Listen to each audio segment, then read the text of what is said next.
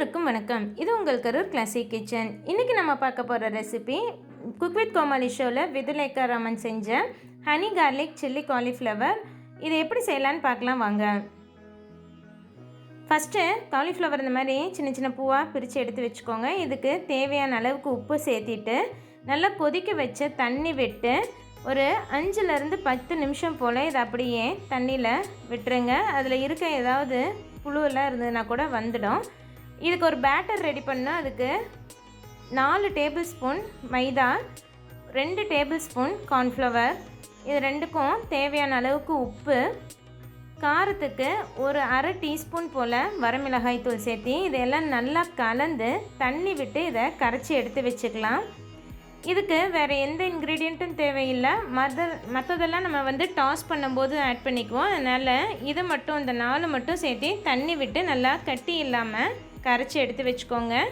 நல்லா நமக்கு காலிஃப்ளவரில் கோட் ஆகிற அளவுக்கு பேட்டர் திக்காக இருக்கணும். ரொம்பவும் தண்ணியாட்ட கரைச்சிட வேண்டாம். இந்த மாதிரி நல்லா கரைச்சதுக்கப்புறமா காலிஃப்ளவரில் இருக்கிற தண்ணியெல்லாம் வடிச்சிட்டு இந்த மாதிரி பூவை எடுத்து வச்சுட்டு கலந்து வச்சுருக்க பேட்டரில் கலந்து எண்ணெயில் டீப் ஃப்ரை பண்ணி எடுத்துக்கலாம்.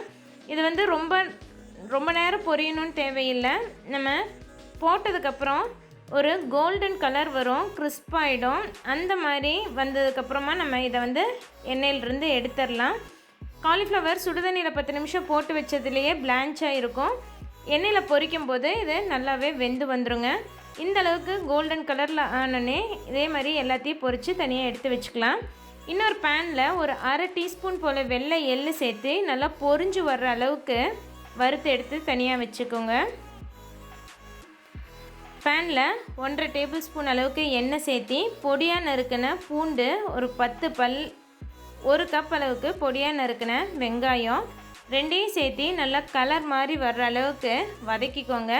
இந்த பூண்டோட வெங்காயத்தோட பச்சை வாசம் போய் நல்லா வெந்து வரணும். அந்த மாதிரி வதக்கினதுக்கப்புறம் இதில் 1 டீஸ்பூன் போல் ரெட் சில்லி சாஸ், 1 டீஸ்பூன் போல் சோயா சாஸ், 1 டீஸ்பூன் போல் டொமேட்டோ கெச்சப், இது 3ஐயும் சேர்த்திட்டு நல்லா கலந்து விட்டுக்கோங்க.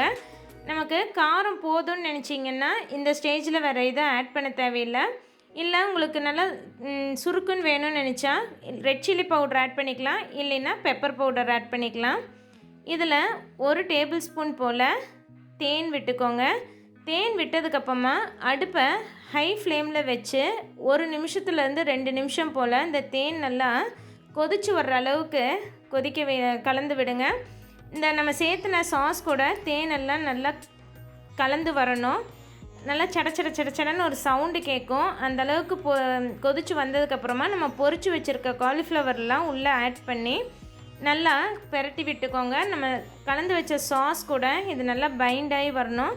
அந்த மாதிரி பெரட்டி விட்டு எல்லா பக்கமும் அந்த தேனும் வெங்காயமும் கலந்து வந்ததுக்கப்புறமா மேலே இது கூட கொஞ்சம் ஸ்ப்ரிங் ஆனியனோட க்ரீன்ஸ் ஆட் பண்ணிக்கலாம். நீங்கள் வெங்காயத்தாளில் இருக்க வெங்காயமே கூட முதல்ல தாளிக்கும் போது ஆட் பண்ணிக்கலாம். கடைசியாக நம்ம வறுத்து வச்சுருக்க வெள்ளை எள்ளையும் சேர்த்துனா நம்மளோட ஹனி கார்லிக் சில்லி காலிஃப்ளவர் ரொம்ப சுலபமாக அதே சமயம் ரொம்ப டேஸ்ட்டாக குவிக்காக ரெடி ஆகிடும். நீங்களும் இந்த ரெசிபியை உங்கள் வீட்டில் ட்ரை பண்ணி பார்த்துட்டு எப்படி வந்திருக்குங்கிறத மறக்காமல் எனக்கு கமெண்ட் பண்ணுங்கள். இது வரைக்கும் எங்கள் சேனலுக்கு சப்ஸ்கிரைப் பண்ணலைன்னா சப்ஸ்கிரைப் பண்ணிவிட்டு கூடவே பக்கத்தில் இருக்க பெல் ஐக்கான் கிளிக் பண்ணி வச்சுக்கோங்க. அப்போ தான் நான் போடுற வீடியோஸ்லாம் உங்களுக்கு நோட்டிஃபிகேஷனாக வரும்.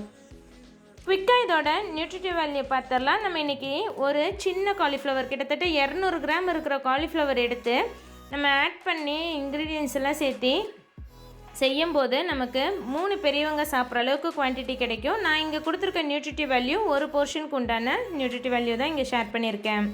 இந்த வீடியோ யூஸ்ஃபுல்லாக இருந்ததுன்னா லைக் பண்ணிவிட்டு உங்கள் ஃப்ரெண்ட்ஸ் கூடயும் மறக்காமல் ஷேர் பண்ணிக்கோங்க. தேங்க்ஸ் ஃபார் வாட்சிங்.